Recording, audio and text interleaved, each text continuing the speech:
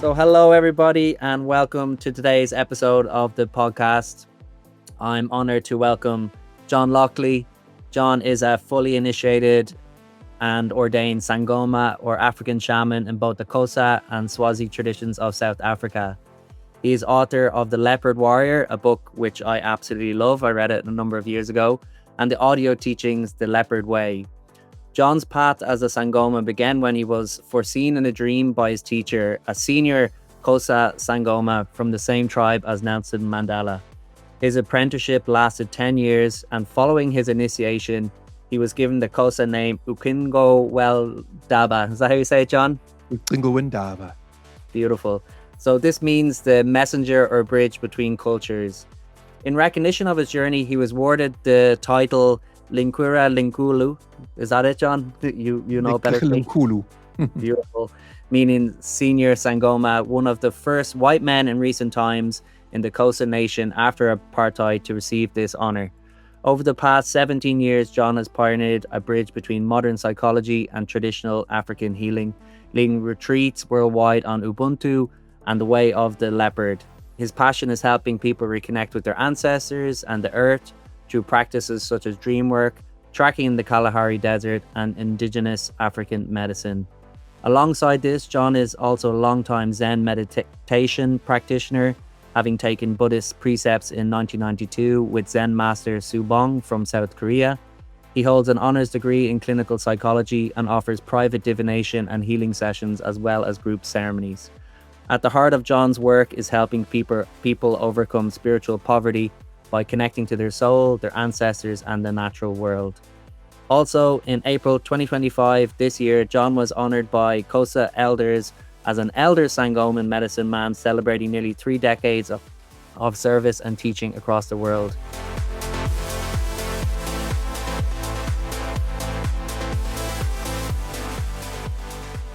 John, it's an absolute privilege to have you today on the podcast. Yeah, thanks, Darrow. Always good to chat with you. Yeah, likewise, John. I've learned so much from you over the years, and have always loved how you blend so many different kind of modalities together: Zen, African shamanism, psychology, and I feel it's very relevant for where we're at in these times. Many of these ancient traditions are kind of coming together with our kind of more Western practices for healing and helping to understand ourselves. I'd love to hear a little bit about your kind of Irish ancestry to start with. What's the connection to Ireland? My mother is from Dublin, and so she was brought up in Dublin, and then she had a series of kind of visions and dreams, and one of them happened when she was walking the pier in Dunleary. So she was brought up in Monkstown, and so this must have been in the 50s. She was walking along the Dunleary Pier, and then she had a vision of all these African elephants. And she felt that was the sign she was looking for to go to Africa. So she organized a transfer from her work to go to Zambia. And that's where she met my father in Zambia. And then she encouraged my dad to go with her to look at wild African elephants. So then they fell in love with each other, but also they fell in love with the African wilderness. And so she spent, many years going into the bush and looking at the animals, and then she passed that love on to me. So I've got dual citizenship. I'm Irish citizen as well as South African, and I've spent many years, going to Ireland, spending time and living in Ireland, and then also South Africa. And then I also get a lot of dreams from my Irish ancestors. They come to me in dreams and they show me things and direct me in certain ways. So I see myself very much as a Afro-Celt, an Afro-Celt shaman. Although I'm brought up in South Africa, so I have this accent, and I might not seem very Irish to people, but yes, I have this background, and the Irish ancestors, my people come to me in my dreams, and of course, my mom has also educated me a lot about Ireland and traditional Ireland. She's now in her 80s, and she was brought up speaking Gaelic, French, and English in the traditional way. And she has an incredible love of literature and poetry and the old ways. So she's schooled me a lot in the old ways of Ireland, and I find something very synchronistic and also very similar in the traditional Xhosa people. So with my teacher MaMngwevu, when I came through the gates with my mom and dad and met my teacher, or rather when she met my mother, my teacher had the white clay around her eyes, and in that moment, my mother remembered my birth, and she said, "When I was born with a white clay around my eyes." And then when she asked my teacher, MaMngwevu, what does that mean? She said, "Oh, well, all of us who are born to become Sangomas are born with a white clay around our eyes. And John was born to become a Sangoma." And what's interesting is that my mom would always say to me that the traditional Xhosa, like my teacher, are very similar to the old Irish. So my grandmother, Mammy Kelly, she had the dreams, she had the sight, and my mom would say to me, "MaMngwevu, my Xhosa teacher, is very similar to Mammy Kelly, just the look, the way, the movement." So if you look beyond the color of the skin, beyond the overt cultural differences, you see incredible similarities. So when we started the first initial ceremonies in in me becoming an apprentice Sangoma many years ago, my mother pulled me aside and she said, "This is just like the old mass." I said, "What do you mean the old mass, Mom? I mean, we're outside in the garden, we're listening to the birds, we're making prayers." And she said, I know, but there's something very similar to the old mass outside and the feeling." And she said, "This is so similar to old Irish culture." And then when it came to the dreaming in terms of my dreams with my teacher, it would also be similar to the old Irish dreams. And then we bring in the musical side of it. The Xhosa people are incredibly musical, and this is what helped them to deal with the ravages of colonization, in particular apartheid. It was said that the music and the chanting in front of the soldiers was actually what fed them and gave them the spiritual power to overthrow the government. And this is what happened in South Africa, and in some ways, it's also what happened in Ireland. So when I play my music, I play my drum. It's very similar to the ballron. And interesting enough for me, when I came into Ireland and I lived in Ireland for 7 years on and off, the people that opened their hearts to me were actually traditional Irish musicians. They gave me places to stay.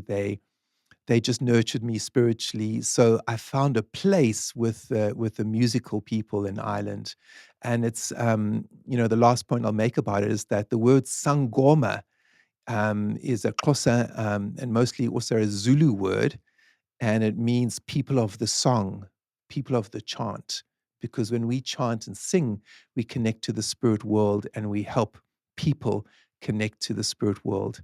And it's Beautiful. very similar to Ireland, where you have the singers and the storytellers, and they help people connect to the soul of the land and the soul of the ancestral realm. Oh, beautiful. There's some amazing, yeah, amazing similarities there. And same as Irish people being colonized and repressed and having to almost fight for their place in the world, and still fighting for our place in the world. It's a very two very powerful lineages to come together. And um what's the kind of what's the why should we connect to our ancestors? These people lived so long ago, and how can we turn to them for guidance and kind of spiritual support and power? I think working with our ancestors is extremely important because it's a bit like with the elephants behind me here. What makes the elephants so powerful is not just their beautiful shape and size, but their capacity of memory. They have an incredible memory and they remember their dead. And so they are a reminder to us as human beings to always remember our dead, always remember where we come from. Because if we don't, then we're going to limit our intelligence actually, because being intelligent is not just being able to know maths and science and being able to use technology like an iPhone or computer. Intelligence is also that emotional and psychic intelligence. And that psychic emotional intelligence we connect with when we connect with our people over the river. So when we talk about connecting with the people over the river, we talk about connecting with our dead, connecting with our roots. So to connect with the wilderness, we need to connect with our humanity. To connect with our humanity means to connect with our blood and bone people. So the blood and bone people are those people that created us. So your mother's lineage and your father's lineage. So whenever we start doing any kind of ceremony in South Africa, we always make an offering to the the doorway of our spirit, and that doorway is mom and dad. So we always make an offering to our ancestors, and we say, now we're going to be doing this initiation, or now we are welcoming someone into the home, and we are calling in our mother's people and father's people. And it's just an acknowledgement, whether we see them in dreams or psychically. That's like a bonus. But the main thing is there's that acknowledgement of the old people, because if you don't acknowledge the old people, then what comes in is selfishness, narcissism, egocentrism, and arrogance. And this is what's filling up the world right now. And as we connect to the old people, as we connect to our humanity, we also connect with our humility. And we Mm. also feel our place on planet Earth as one drop in time, like a drop of rain. You know, we are just one drop in the cosmos. And once you connect with your ancestors, that's what starts to happen. And then you opening up a treasure trove of wisdom, psychic wisdom, going back time before time. You're connecting to that when you're connecting with your ancestors. So you become more intelligent because they come to you in dreams and they show you things. And yeah, so there's many reasons I can talk for around this. There's many reasons.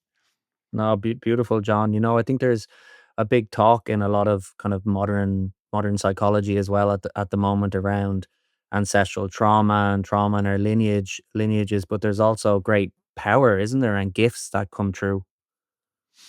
Yes, people always talk in terms of trauma, especially in psychology, and psychology is wonderful, but one of the damages I found with psychology is blaming everything on the parents.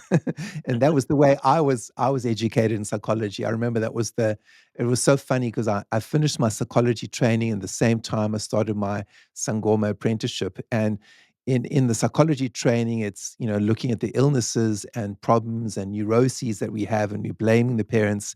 And then I'm going into the next door 10 minutes or 15 minutes up the road to my Xhosa teacher, and then they are doing what's called a ngula, which means honoring and praising your parents and your ancestors.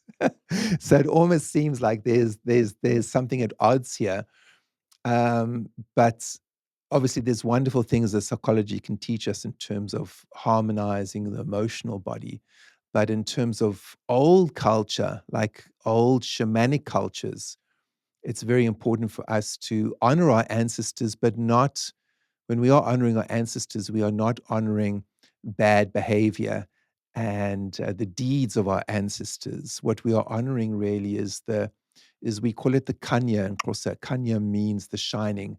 In Uh, Buddhism, you could call it the consciousness, human consciousness, or that shining Buddha nature. That's what we are calling forth, and that's what we are honoring. yeah, beautifully put, John. I think most parents are doing the best they can with whatever limited resources they have and whatever awareness and level of consciousness they have at that time. And I think a big journey for me is around having compassion for those around me who, yeah, tried their best and did their best with whatever resources they had at the time. um Mm.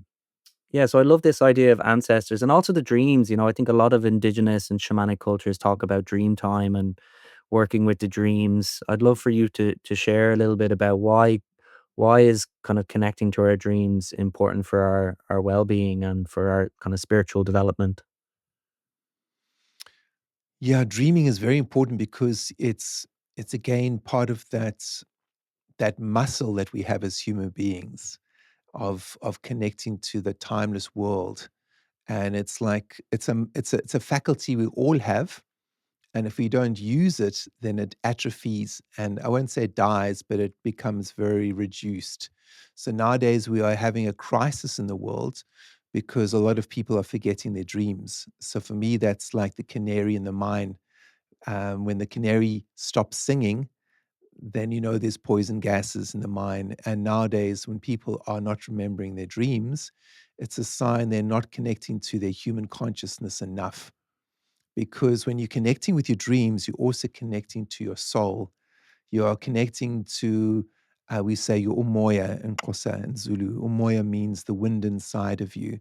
And that wind goes beyond time and space. It goes beyond life and death in terms of the physical body. So when you're connecting to your dreams, you are also connecting to your immortality. You're connecting to your soul. And when you're not connecting to your dreams, there's kind of a fear that comes in. And then there's like this hungry ghost energy that surfaces, which is seen in terms of rampant consumerism. So when people are not connecting to that space inside of them, they try to fill the void with buying things and with just kind of going crazy in other ways, which we see with consumerism. But when someone's filled inside, they also don't blame and project and attack other people in the same way. And that's also another sign of people not working with their dreams, is the way human beings are treating each other nowadays, with a lack of humanity, a lack of kindness, and also with a lot of selfishness. You know, when you're connecting with your dreams, and particularly your ancestors, there's a humility that comes up. There's also a sense of, I'm not more important than you. Because if it wasn't for my ancestors, I wouldn't be here. And the ancestral dreams you receive are dreams of showing you the tree of life and showing the place you have in this world. So as we dream, we are connecting to that liminal world, that spirit world, and we're also connecting to that soul land, the soul of our forefathers and foreparents.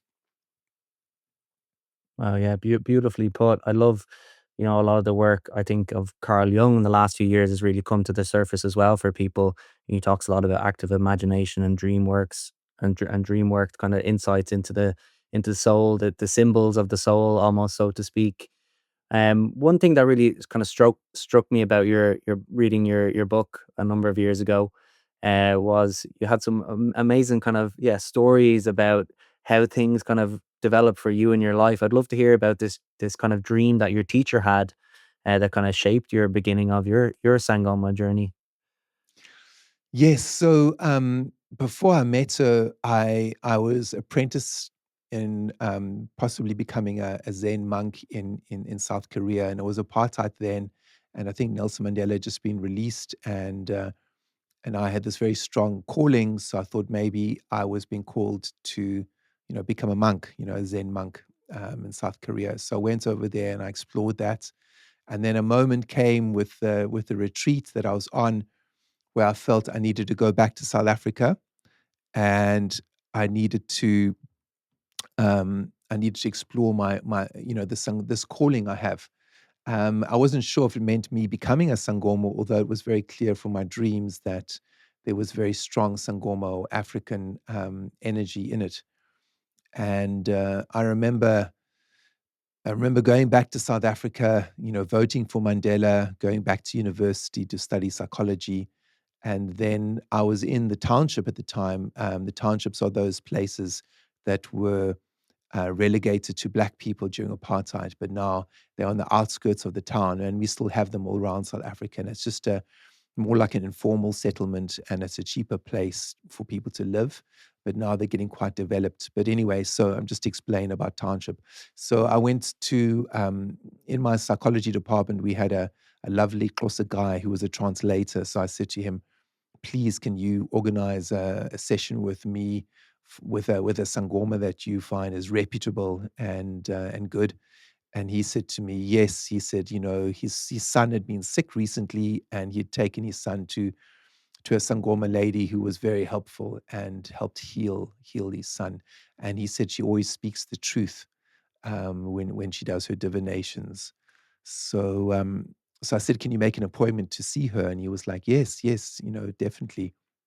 So we went the next day, and as the story went, my teacher said that that night, before she met me, she had a dream from the Great Spirit. She said, Utikro, she said, came to her in the dream and said that she must prepare herself to apprentice someone from another culture to become a senior Sangoma like herself.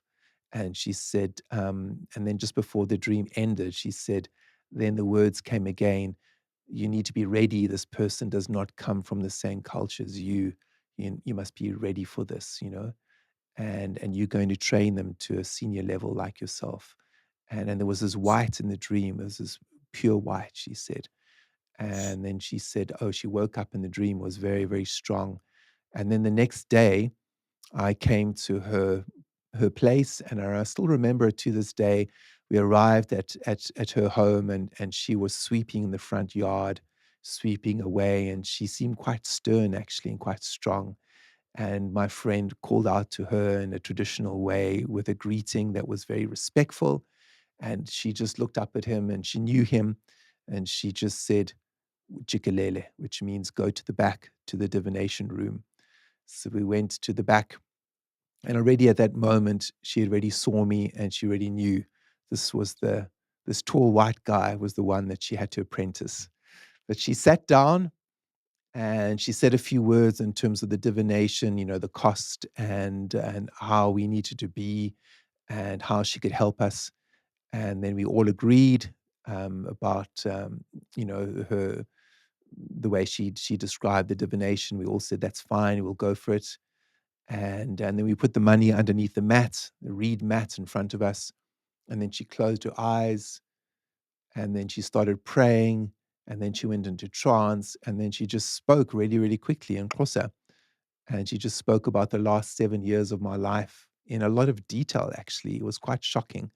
I'd never experienced anything like that in my life where I met someone who I'd never knew before, who just knew me. She just knew all the things I'd gone through. She spoke about it. And then she stopped and she said, you've had the calling illness for so long, the Sangoma illness, the Twaza. And then she said, and you almost died with the illness because you got so weak. And then she paused and she said, and what took you so long to come to me? And I looked at her and I just said, apartheid. Because in apartheid, we weren't allowed to go into black areas and we weren't allowed to mix with black people in their homes. So it was kind of against the law for me just to go into the township and look for a Sangoma and have a consultation. It wasn't allowed. So she looked at me and she said, Thixo Nkosi yam. She said, oh God, we almost lost you. You almost died. And in that moment, there was a tear that went down her face. And in the moment, we just looked at each other. And in that moment, there was just pure love. So as I looked at her and she looked at me and our eyes connected, that was it. There was just love. There wasn't an older, black, traditional Xhosa woman and a young, white, middle class a man. There wasn't that. There Mm. wasn't that. There was just two spirits falling in love and understanding the pain of being alive and having this psychic calling. That's all. That's all. Everything just faded. There was just two of us, and there was this light in our eyes. And it's like I didn't understand Xhosa. She didn't understand English, but in that moment, there was just this like coming together. And that's the way it's been for 30 years now. We've been close for 30 years, and now I speak Xhosa and she understands a bit of English. and but mostly I'm speaking Xhosa. And then she said to me in that original conversation, she said to me, "Do you want to become a Sangoma?"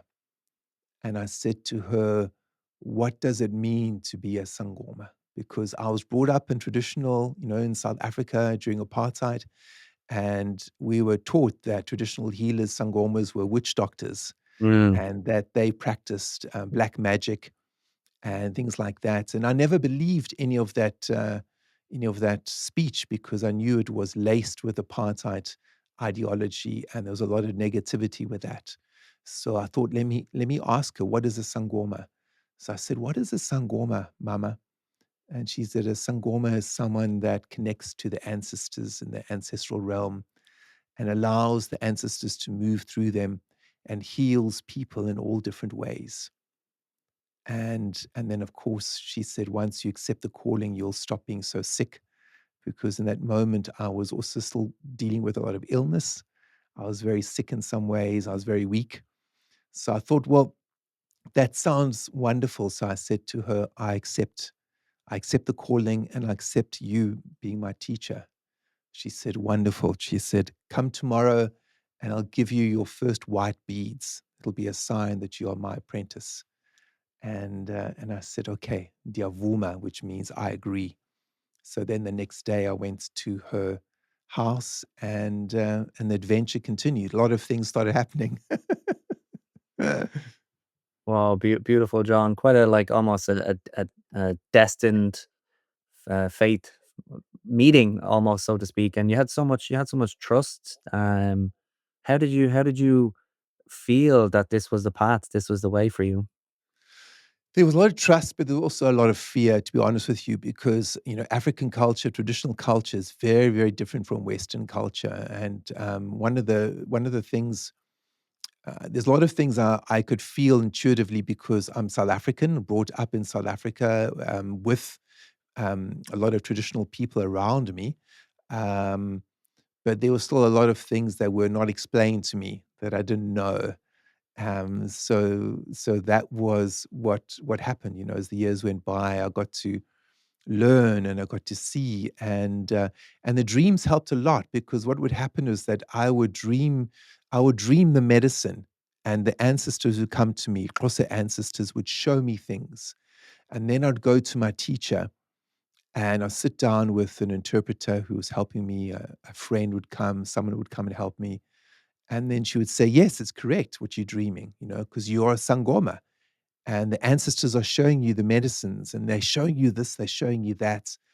Basically, she was saying, "You're on the right track. Trust." So she helped me to trust, and trust my Mm. intuition, trust my dreams, and keep going. Oh, that's beautiful. And that's why I think it's so important to have teachers and mentors in life, isn't it? Very, very important. Otherwise, you can go into your own world of ego or your own world of imagination. And you do need outside confirmation, especially when you're dealing with the higher forms of spirituality, like old forms of shamanism. It's very important. No, thanks, John. And I remember from reading the book, it was quite a long process for you of apprenticeship. What I think was 10 years, and there was quite a lot of initiations and rites of passage during that process, wasn't there? Yes, to become a Sangoma in the Xhosa tribe, in the Xhosa tradition, involves a number of different initiations, or you could say rites of passage. And each initiation, or each, we call it umsebenzi, which is a ceremony. Each ceremony has a different focus, a different intention. And it's all about connecting to the spirits of the land, to the ancestral spirits of the land, and also different habitats. So when I said to my teacher, "Why does a Xhosa apprenticeship take so long?" And she said, "Because you've got lots of spirits, lots of ancestors." So what she means by that is that we have to, our spirit, my soul, has to marry to the land, to the spirit of the sea, to the water spirits, to the spirits of the forest, to the forest spirits like behind me, and also animal spirits, animal totems. So with um, with the language, we just say ancestors, where a lot of Westerners will get confused when you say ancestors. So they literalize that, thinking it's just human beings, but it isn't. It means the nature spirits of the land, which could be coming in the form of animals or plants. It could also be the land itself, like the water, the sea, the river. So all of these initiations and ceremonies are about marrying you, the initiate, myself, to the land in different ways. And then we receive dreams, which are showing the confirmation that the ceremony has been accepted by the ancestral or spirit realm. Hmm. Yeah, that's absolutely amazing. And I think one of my one of the beliefs I hold, and you can confirm if it's true or not, is that a lot of people are kind of spiritually stuck or suffering in the world because we've lost a lot of these kind of initiations in Western culture and rites of passage. Would you say that's kind of true?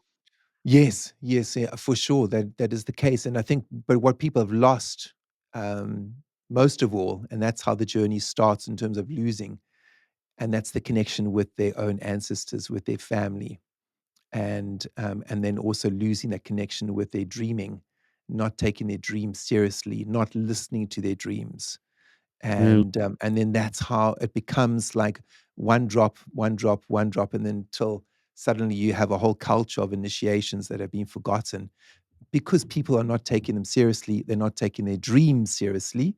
Um, because I believe as these cultural ways started to be forgotten, people were going through industrialization in Ireland, for example. You know, they were in massive poverty, material poverty. People were looking for work. People were starving. So they had to jump on ships and go to America.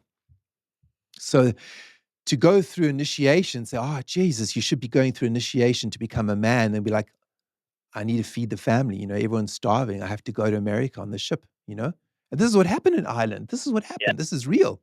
So you can either deal with your spiritual journey with your dreams and your ancestry, or you could feed your family and jump on the ship and go to America. And then it's all about money and commerce. And it's all about the outside world.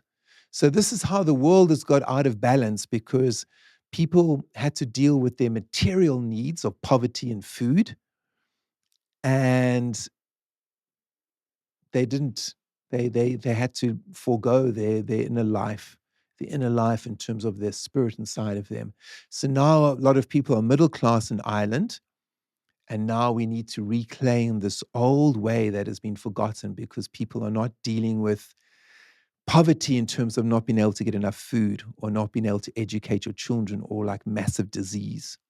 But this was a reality for many people in Ireland for a long, long time, you know.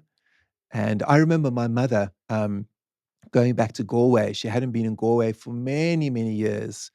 And there'd be so many changes in Galway. And one of the changes was an incredible rent where things were so expensive and also greed, you know, with landlords and things like that. And I remember, you know, living in Galway and having to deal with massive rent and struggling like a lot of my young friends that were artists and musicians. And my mom came to visit me and I said, Mom, how do you find that? You know, can you feel that? She said, Yes, Jess, I can feel that, she said. And she laughed with my dad, with landowners and B&B people and guest house people. She would laugh and joke with them from the morning until the night, you know, because she just loved, you know, the Irish sense of humor, which is like food for her soul. So Mm, she stopped and she said, Yes, I can see the greed. Yeah, I can see that. And she'd carry on laughing. Yeah, I can see that. But she said something amazing, which I've never forgotten. But she said, Now, as Irish people, we have a choice. She says, We can choose to be greedy, or we can choose to have a laugh and be compassionate and give someone a chance. But in the past, she said, we had no choice. She says, mm. poverty was thrown on us and we could sink or swim. We had no choice. Now we have a choice, which is wonderful. So people can choose to be greedy or not. But in the past, we had no choice. We were all poor. Yeah, and kind of Anyway, I this thought that was very, yeah, interesting. scarcity, almost in this like scarcity mentality, it's just Yeah, trying to survive. yeah. And it was very real for a lot of people, and it was very scary. And I think that's where Irish culture really relied on storytelling, on having a laugh, you know, laughing, sense of humor, and music. It was music and sense of humor that was the food for getting through this crisis of very, very, very serious material poverty. And I say material poverty because spiritual poverty looks different. But this incredible material poverty, that's how they fed themselves. That's how they survived, you know? Mhm, mhm. I'd love for you to share a little bit about, you know, what is this kind of spiritual poverty and how can people begin to heal this? So nowadays, yeah, it's a good question. Nowadays, I'm talking a lot with clients and students and people I work with about spiritual poverty because I see this as an illness that is not spoken about, and it's a very serious illness because it has a direct impact on the environment. So the way it looks, the way spiritual poverty looks, is not remembering your dreams, not remembering your ancestors, not connecting to your spirit inside of you. And then the way it plays out is being very egocentric, being very narcissistic, not thinking about other people, and then also blaming the ills of the world on other people, whether it's your family members, your ancestors, your parents, politicians, leaders. It's all their fault. The state of the world is their fault. It's nothing to do with you. And then the next thing with spiritual poverty is always looking to feed yourself, in terms of, buying something new or outside attraction or taking drugs, taking drugs, rampant alcoholism, rampant drug addiction is all like a symptom of spiritual poverty because you're feeling the void, you're feeling that emptiness inside of you. Okay, so it's a major thing in the world today, and it's seen everywhere. You know, um, and I remember being in the Kalahari Desert, leading one of my retreats recently, where I had this dream to bring ancient and modern man in a circle around a fire to help us revision our humanity. And that dream came to fruition recently, actually, a couple of years ago, where one of the Bushman elders asked to spend time with me in my shrine tent that I made in the bush. And I said to him, "That's wonderful. You're more than welcome." So he came in with his family members. And one of the Bushman elders, one of the ladies, said that she found that the problem of the human race right now, she sees in her family and in her community, is selfishness and also people not remembering their dreams. And I was shocked for this indigenous Kalahari Bushman woman living in the remote areas of Botswana. I was so shocked that she said that. And then she looked at me and with utter compassion and utter feeling, she said to me, "John," she said, "can you give me some herbs to help me remember my dreams?" And I was like shocked. I said, "Yes, yes, of course." And then in that moment around the shrine, I started doing these treatments with my herbs to help people with their dreams. Okay, so so the next part of your question was how to help people with spiritual poverty. So I can talk about that now. So that's the second part. So the first thing for each person is to acknowledge the illness. It's almost like a virus that we've all been infected with right now, me included, because I'm part of the Western world. So that virus, being infected with hungry ghost energy, wanting to buy things, being on your phone the whole time, just acknowledging that you might have part of this hungry ghost virus, which is going to affect you in terms of spiritual poverty. Just feeling that and go, yep, I might have a bit of that virus. Yep. And then the next thing to bring you into your soul, the next thing is to feel your heartbeat. So put your fingers on your heart or your hand on your heart.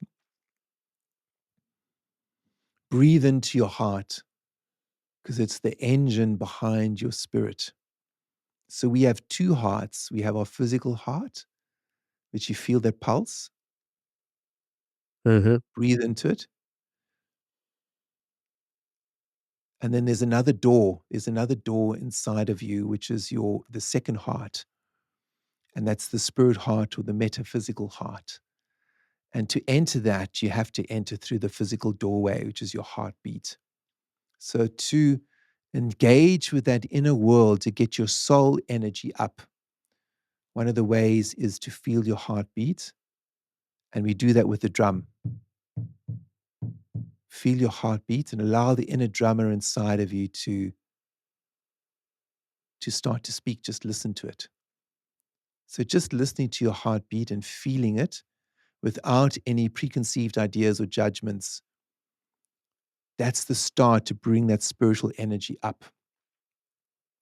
So that's why when you go to, like, for example, in Ireland, you go to traditional music, you go to a traditional music bar and you listen to the music, suddenly you feel great. And one of the reasons why you feel great is because what's central in your being is the beat of the bellron. Mm. What's central in your being is feeling the call of the spirit where someone is singing. Even if you're not singing, they sing and you hear that and you feel incredible inside of you. And it's because their soul, the energy of that soul is touching your soul, and you feel, I'm alive and my consciousness is here. So the next thing is to listen to music that ignites you, but you need to almost like inhabit your inner world. It's a call for you to inhabit your inner world, to feed the inner world. So to feed your inner world, meditation I find really, really helpful. Chanting is incredible as well. So you could play an instrument and then be quiet and allow those rhythms and songs to percolate into your inner being. So that's also incredibly, incredibly helpful. And then the next thing, obviously, is listening to your dreams. Any dream you have, whether it's a level 1, level 2, level 3 dream, write your dreams down, take them seriously. Get a dream diary, get a book, date it, journal it. And even if the dream is something so simple and so silly, like dreaming about flowers or a smell or anything, write the dream down. And over time, that's going to help you to become more aware of the subtle world of spirit, the liminal world, because the liminal world or the subtle spirit world is speaking to you all the time. And in a world that is um, is so commercial and so money driven, it's hard for the subtle world to be spoken to. But that world can speak to us when we have dreams at night. So the more you inhabit that world, the more you give it space, Mm. the more that spiritual poverty can start to recede. Um, and this is where the ancestral work is helpful, because as you honor your ancestors and as you honor something greater than you, like developing a spiritual practice, maybe having a guru or having elders, or having some kind of religious faith where you are putting your faith and your energy into something bigger than you, that helps the ego to sit down. Once your ego sits down and you feel the enormousness of the spirit world, then that's a way for the spiritual poverty to start to recede.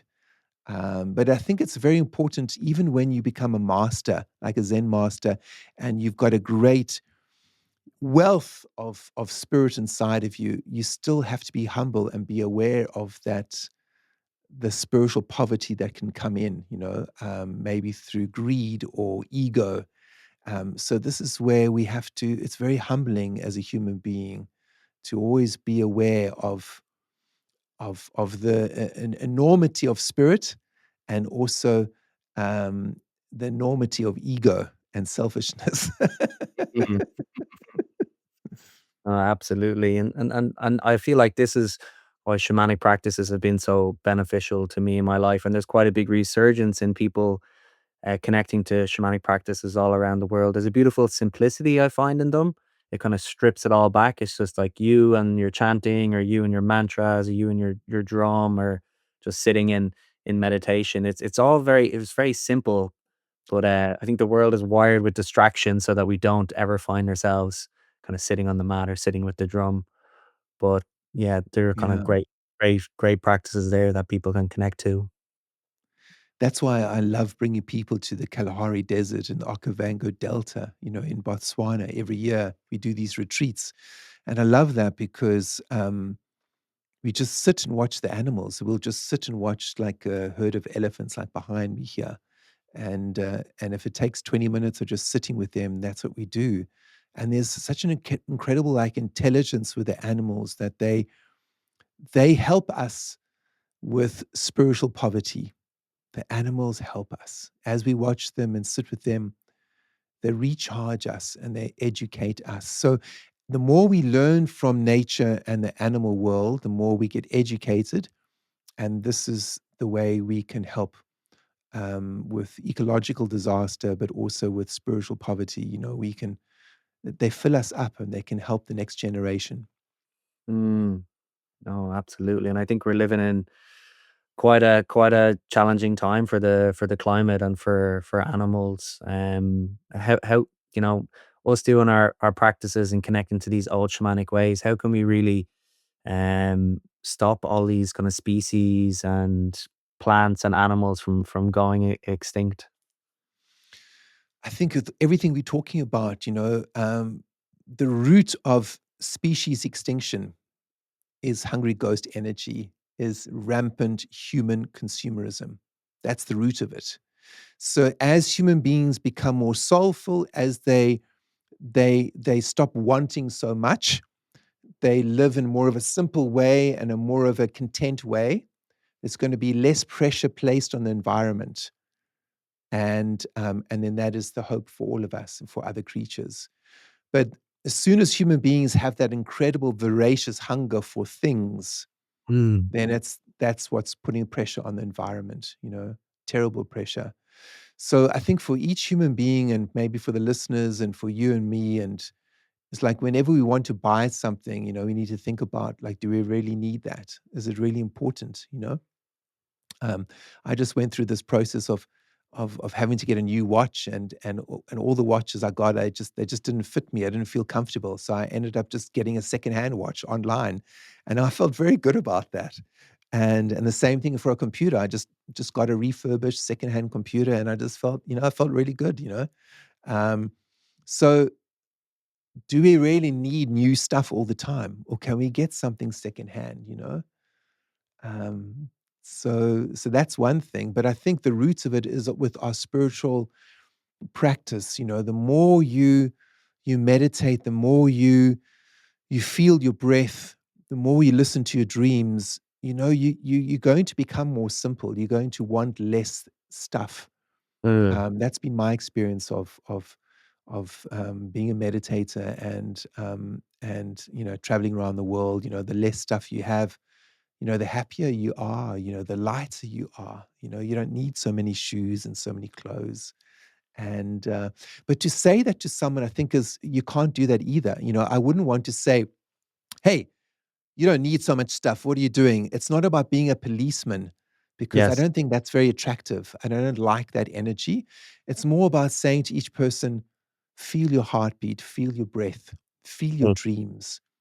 And automatically, when someone does that, automatically they're going to want less stuff. It's normal. It's like with yoga classes. I remember I was teaching yoga in Galway, actually. I used to run Galway City Yoga, many years ago. And I remember people coming to me and saying, "Will I lose weight? Will I lose weight?" And I used to say to them, "Yes, you will lose weight, but you're going to lose weight because you're going to be filled with the breath and you're not going to want food as much. You're not going to do the comfort eating.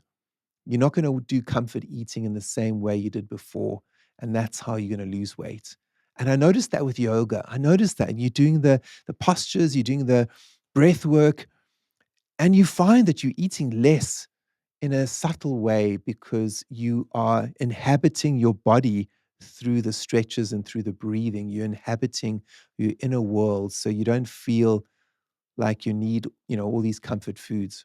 mhm, mhm, yeah, absolutely. I totally resonate with that, and I think as well, people really, the world we want, we vote with it with our wallet at the end of the day. And one thing I love about what I've seen is when people connect to these kind of old ways and shamanic ways, we start to see ourselves as part of nature as well, and not separate from nature.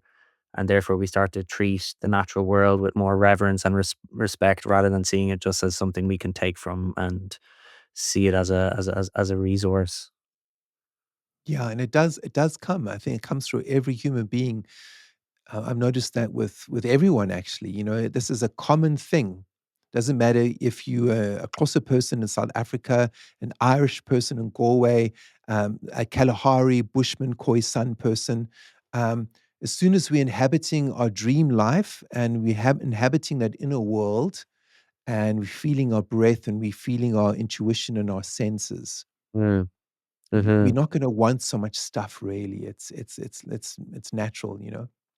Yeah, it's not necessary for our happiness. We think we're gonna buy these things, and the more things we have around us, the more happy we're gonna be. But I think some of the people you see in the world, I've been to India a bunch of times, and those people have nothing, and they're the happiest people. Oh, no, it's such a teaching, isn't it, for all of us? You know, constant teaching. Yes, absolutely. And these groups that you take to the Kalahari Desert, what do people really experience out on the landscape, and what do they what kind of insights or healing do they find from those kind of journeys out there into the bush? Oh, so many things. I mean, on one level, we experiencing the animals, like these ancient animals, like the rhino, for example. You know, the rhino have almost got extinct, but they're not, and so we will spend days tracking the rhino, and I think just being close to the land, seeing these huge ancient animals that are so peaceful and so beautiful, and just, it goes beyond words. It's deeply, deeply healing for people, deeply healing on that level. And then on another level, I'm bringing these old Sangoma teachings and connecting with ancestors so that it helps them to connect to their dreams. So quite a few of the retreat people have spoken to me about very powerful dreams they've had with their ancestors, but also with animals, animal spirits and their animal totems coming closer to them and speaking to them, whether it's the lion or the leopard, or it could be the horse, all different animals come to them.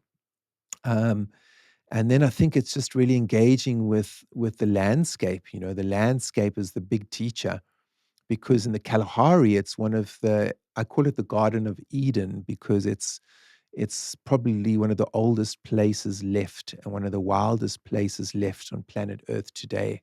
So when you go to this ancient landscape that hasn't been cultivated, hasn't been domesticated, you've got birds and animals that have been inhabiting that place for thousands of years, and they haven't changed because it hasn't got cultivated. So being in that space where it's got a very high natural resonance, that's where the teacher is. That's where the medicine is. So I'll get people to lie under a tree and feel the land and listen to the birds, and just that is healing, because they, like I say, they're living in a place that hasn't been changed by man for over 2,000 years. Going back, it hasn't been changed. It's been the same. So that is the medicine. That is the big medicine of the retreat. And then the other medicine would be me teaching people about the Sangoma way of connecting with ancestors and dreams. And then my colleague teaches about animal communication and interspecies communication. So he'll talk about this old way of speaking to the animals with Mm, telepathy, and how do we connect with the elephant? How do we speak to the lion? How do we speak to the animals with telepathy? Mental telepathy. How do we do it in the form of animal communication? So that's what Alwyn does. My colleague Alwyn Myberg. So it's incredible. I mean, Arwen has worked with some of the top animal communication people around the world who've come to Botswana, and he's been their guide. So he's worked with them, and now he works with me. And this is what we train people. It's a master class as well as a vision quest. Vision mm. quest in terms of each person is coming to connect to their spirit, to connect to their ancestors, to connect to their joie de vie, to connect to their destiny. And it's a little bit different, each person's intention, but overall, it is a vision quest as well as a masterclass in learning different ways of connecting to nature. I'd say Yeah. the dreams out there as well are very potent, I can only imagine. And if they don't experience them then they experience it when they get home. Mhm. Yeah, amazing. The kind of the journey continues on. The work is always flourishing in different ways. I'd love for you Yeah. to share a little bit about the concept of Ubuntu, because this is a concept I came across a number of years ago. I think it was a post with all the people's feet singing around in a circle is quite a famous one. But I know you weave this into a lot of your work too on retreats. I'd love to hear your perspective on it. So Ubuntu was popularized by the great Nelson Mandela and also Archbishop Desmond Tutu, both of whom are Xhosa men. And now I'm an adopted Xhosa man as a Sangoma. I've been adopted into the tribe, and so Ubuntu is in all different aspects of Southern African life, but it's spoken to a lot by the Xhosa tribe, by the Xhosa people. So Ubuntu means humanity, and the teachings that have been taught to me through my Xhosa elders have been Ubuntu Ubunzulu, which means the depth of humanity. So these teachings speak about becoming a human being. So one of my Xhosa elders, who passed a few years ago, he said to me one day, I was at his house, in the township, and we were just chatting, and we're very close, very close. I've been with Tata Bongan for, over 20, 25 years, and he just looked at me one moment. He said, look around us, look around you, John. You see all these people, they're all human beings. And I'm like, yeah. And he said, but with us Xhosa people, we say that someone is born as a human being, but that doesn't make them a human being. They have to make a decision to become a human being. You might be born as a human being and look like a human being, but you have to make a decision to become a human being. And that means to connect to your Ubuntu. To Mm, connect to your Ubuntu means to connect to your humanity. In order to connect to your Ubuntu, in order to connect to your humanity, you have to feel your umoya, which means the wind inside of you. You have to feel your soul, your spirit, that part of you that is immortal. And then you have to make a decision to connect to it. And as you make that decision, ndifuna ukuyiva ngomoya wam. I want to connect to my umoya, to my soul. Ndifuna ukuyiva ngomoya wam. I want to connect to my soul, to the part of me that doesn't die. As soon as you make that decision, you connect to your humanity, you connect to your Ubuntu, and then a whole stream of things start to happen. It's like an alchemy starts to happen. Then you're going to start also connecting to your shadow, to that part of you that is preventing you from connecting to your Ubuntu, to your shadow. So your pain, your anger, all of that is going to surface. And then the next thing you have to do in order to connect to your Ubuntu, the next thing you have to do is you have to make a decision to connect to your ancestors, because they are helping you connect to the human tree and the human family, which is mom and dad. And then you bow to them and you make an offering and you just say hello to your ancestors. So it's a triangle. I see it as a triangle. It's like the top is connecting to your umoya, your soul. And then the base of the triangle is mom and dad and connecting to your ancestry. And as soon as you do that, it's like a spinning starts to happen. It's like this alchemy starts happening inside of you, and you start getting these dreams.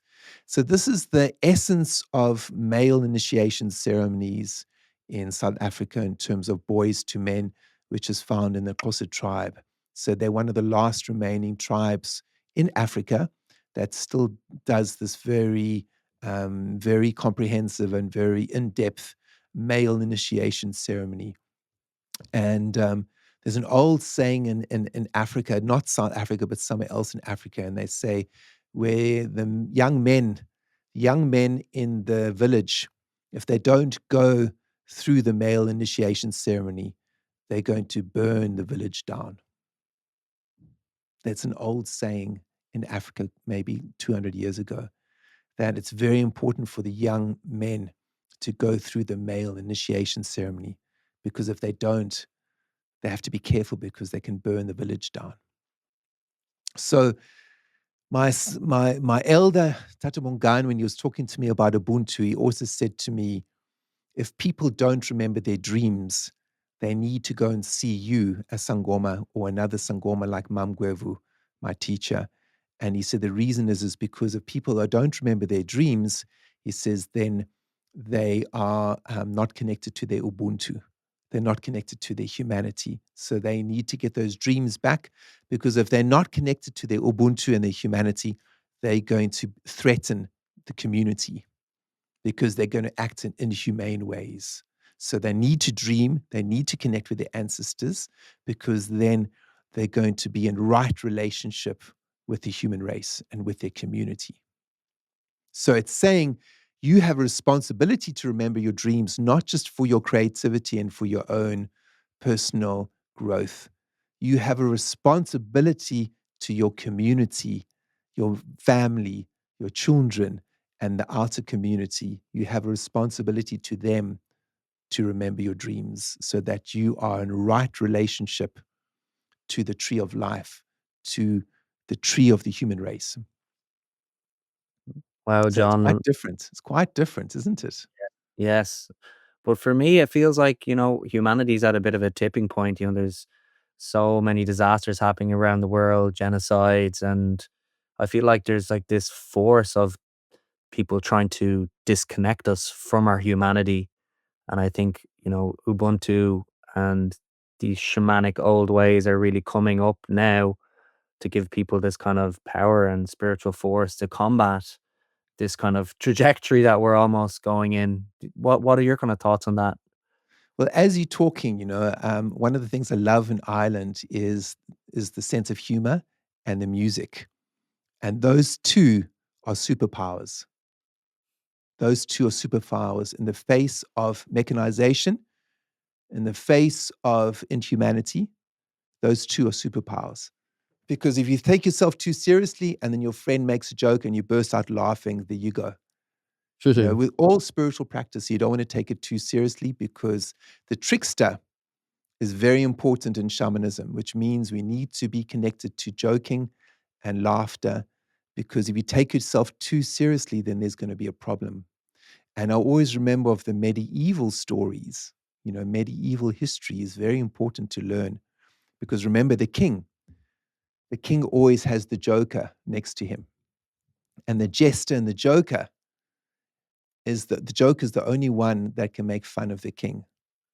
And if the king can't take a joke from the joker, then the whole community will look at the king and say, can we follow our king if he can't take a joke from the joker? Because the jester and the joker humanizes the king and makes the power of the king more palatable for the people, because he's humble. Mm, So I always see that as very, very important. And in shamanism, it's the same thing. There's always the Sangomas traditionally in South Africa are extremely powerful. They would have the same power as the tribal chief. They have the same power, and it was often held by women. Often women would become like, it's very matriarchal. I mean, there are men Sangomas in South Africa, but predominantly it's women. There's a lot of, like, in the Xhosa culture, I'd say it's about 80% woman. So traditionally, they would hold the same power as the chief.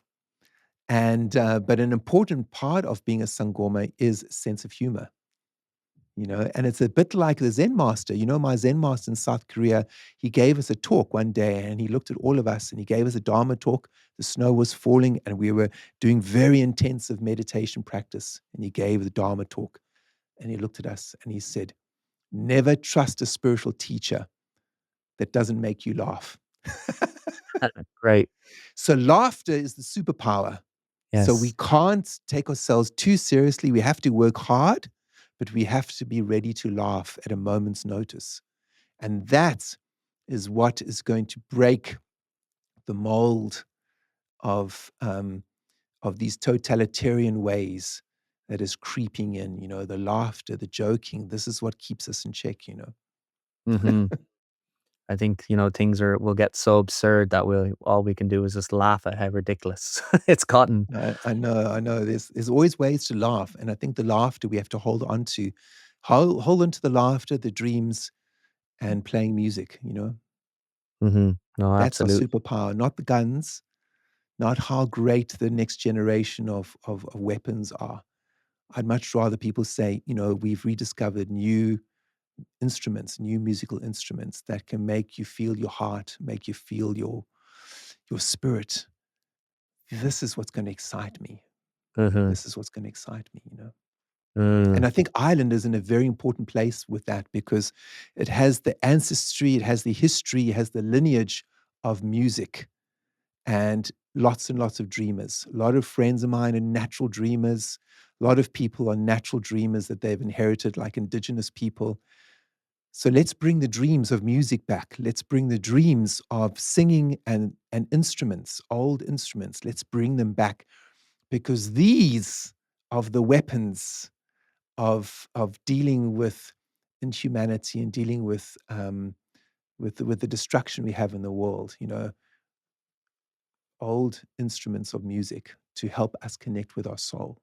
mm. No, I love that, John. I recall I think it was an old saying that, when someone was depressed or anxious and they went to the local healer, they said, when's the last time you stopped playing music, when you stopped Yeah, dancing, making yeah, art? yeah, yeah. It's very important, extremely important. And when I'm doing divinations and I'm working with clients, you know, I work with clients all over the world, and I throw the bones for them in the traditional way, and I absolutely love it because I chant, and when I chant, I'm singing in Xhosa, and then I go into a trance state, you know, and it's part of my gift, it's part of my calling. But here's the thing, it's part of my gift and calling, not just as a Xhosa person, but also as an Irish person because I love singing, you know? Yeah, And that's part of my ancestry as an Irish person from my mother's lineage as a Kelly, you know? So yeah, when I go into trance and I start seeing things, I'm letting go of whether the person likes me, whether they like my medicine, whether they like the information I'm giving. I'm going to a place of play and a place of joy.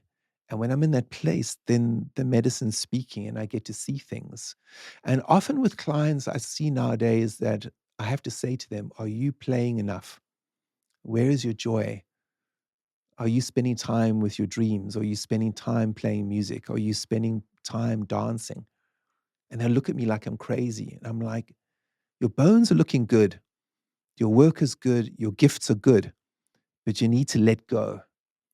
You need to play more. You need to laugh more. You need to go and have some fun, you know, because the medicine of play is extremely important in terms of connecting to our soul, connecting to our joie de vie, connecting to that inner shaman inside of you. mm, mhm. No, absolutely. I love Alan Watts as well. The work of Alan Watts, he talks a lot about, make life play and kind of have this kind of sacred play and how it can, you know, fulfill us in our lives when we treat things as joyful and playful. Would you I do a little bit of remember chanting for us maybe? Oh, sorry to cut you there, Yeah, John. yeah. Sorry, to interrupt you. Sorry, it's a delay here. No, I was going to say on that note, you know, my grand Zen master, the lineage Zen master, actually, his name is Sung San. He brought Korean Zen actually to the West, and just a couple of words around him in terms of music. I just want to share this, you know, for the listeners that he had a very very painful early life because he was in the war in Korea. He was in the Korean War, and he came from North Korea, and he couldn't go back. And it was devastating for him. And this is what propelled him to meditate and to chant. And so this is how he became a Zen master. This is how he had his enlightenment because of the grief of the war in Korea. And there was a story once where he started a Zen center in San Francisco, and sometimes the monks and the nuns used to see that he'd get depressed. And yes, he's a Zen master, but yes, he could get down because of what happened to his people. And he said they used to say that when he got depressed, he used to just leave the Zen center and walk in the garden. And they used to see him playing his flute. They used to just hear him playing his flute, you know, for hours, just playing his flute. And then you'd come back and you'd be back again with them. And that's how they knew that this is the way he dealt with his depression and his sadness. So if people are feeling sad, you have a right to feel sad because you're sensitive and the world is not in a good place. So what do you do with your sadness? Let's play some music. Mm. Okay, so now I'll chant. Yeah, I think it's beautiful to, transmute the energies. Okay, so I'm going to play my drum, and I'm going to play my drum. My Sangoma drum is a particular drum that actually came to me in a dream. Actually, oh, let's see it. Sorry, guys. Oh, there you go. A little bit. You can see a little bit there. You can see it. So this Well, is an amazing story. I won't go through the full story, but if you can read it in my book, Leopard Warrior.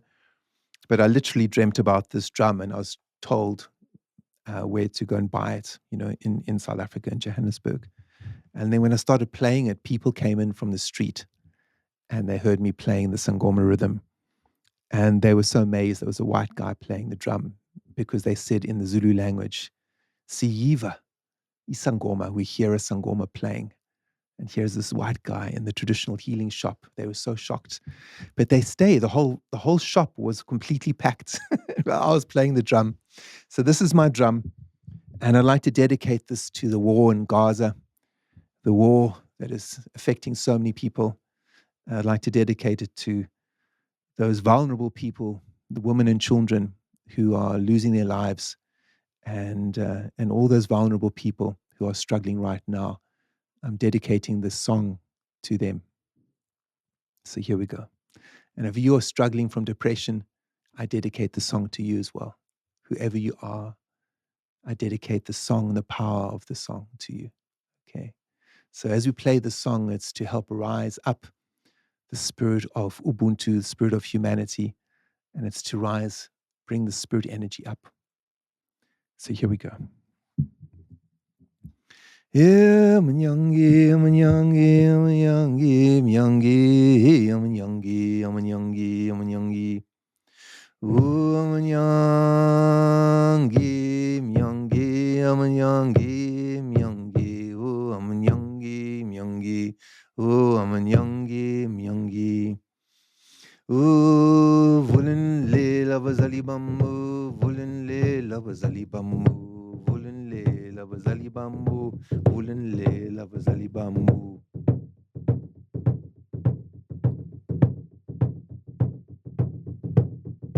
Tamagwini amanyongihi, tamagwini amanyongihi, tamagwini amanyongihi, tamagwini amanyongihi. Ooh, amanyongi, myongi, ooh, amanyongi, myongi. Vulin lela bazali bam, tamagu. Vulin lela makos makulu tamagu.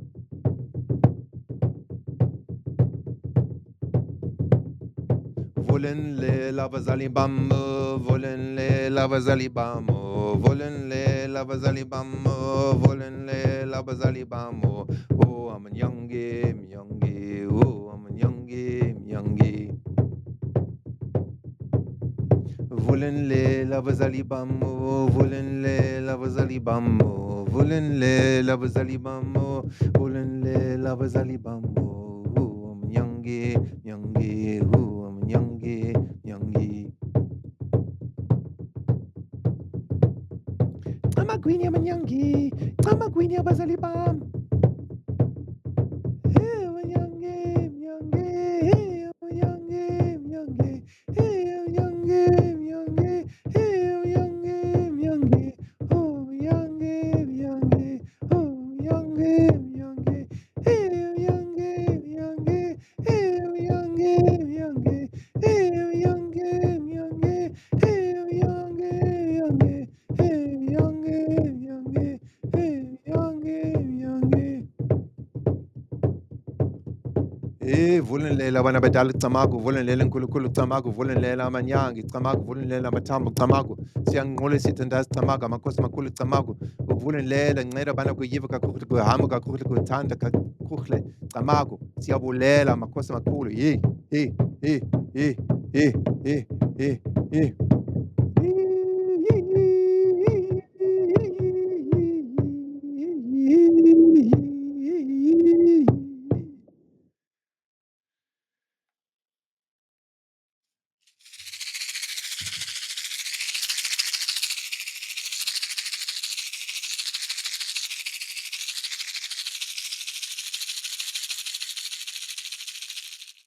And we'll just send a blessing to our ancestors. May they be well. May they be happy.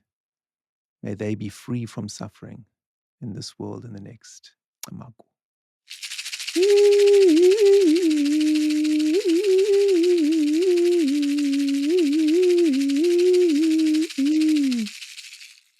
Siyanqolisa ithi ndazicamaku amakhosi makhulu Nkosi yami. Thank you. Beautiful, John. Thank you so much for that. I can feel the power on the other side of the world here. Um, there's something so authentic and raw and real. And I just, oh yeah, really honored and appreciated this conversation today.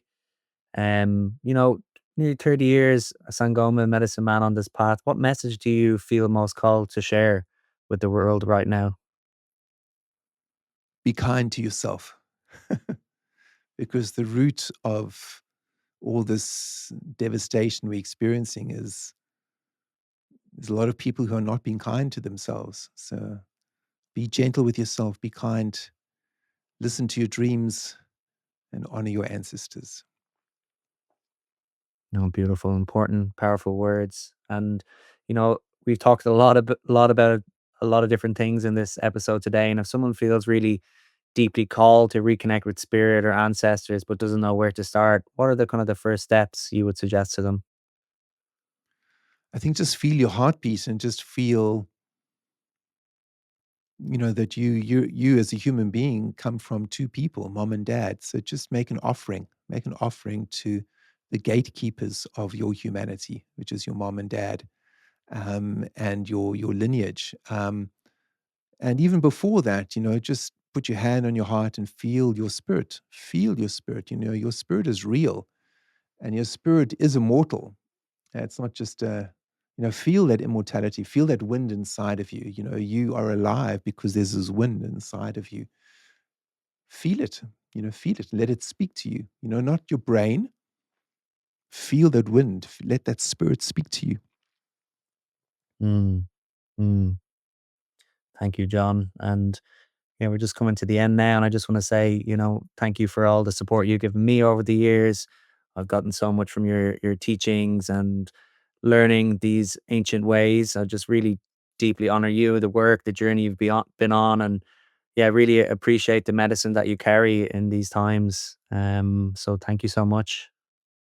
Well, thank you, Dara. Thank you for everything you're doing. So, Ubuntu, there's an old saying in Ubuntu which says, I am what I am because of who we all are.